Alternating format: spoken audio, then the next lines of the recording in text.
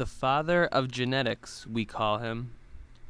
Gregor Mendel is held in high regard amongst the famous scientists of all time. Yet during his lifetime, no one paid any attention to his work. It wasn't until after his death, years later, that his work was discovered.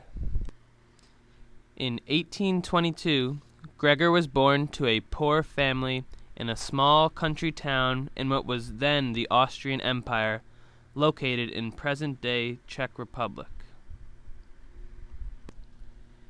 At the age of 21, Gregor broke free from his poor background when he was accepted to become an Augustinian friar.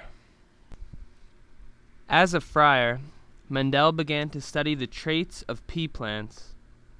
He did this in a 5-step process. First, he would remove the stamens from a purple flower.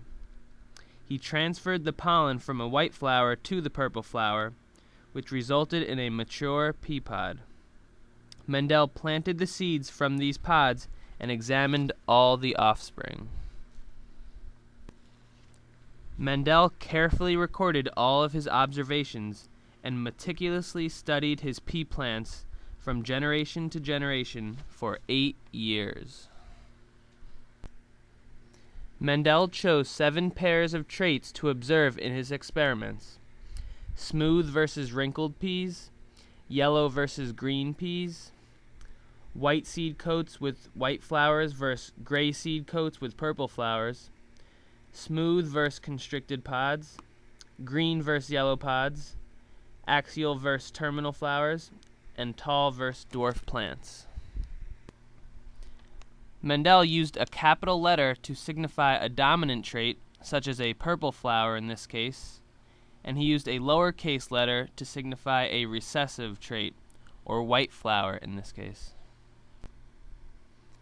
After his 8 years of research, Mendel wrote a scientific paper detailing the results of his experiments. At the time, the paper received little attention. Today, it is considered a key publication in the history of science. After becoming a leader in his monastery, Mendel had a lot less time for science. He may have been discouraged by the lack of attention given to his research. Shortly before his death in 1884, he said, "My time will come." Years after Mendel's death, British zoologist William Bateman and R.C. Punnett, creator of the Punnett Square, rediscovered Mendel's research and built off it to create the field of genetics.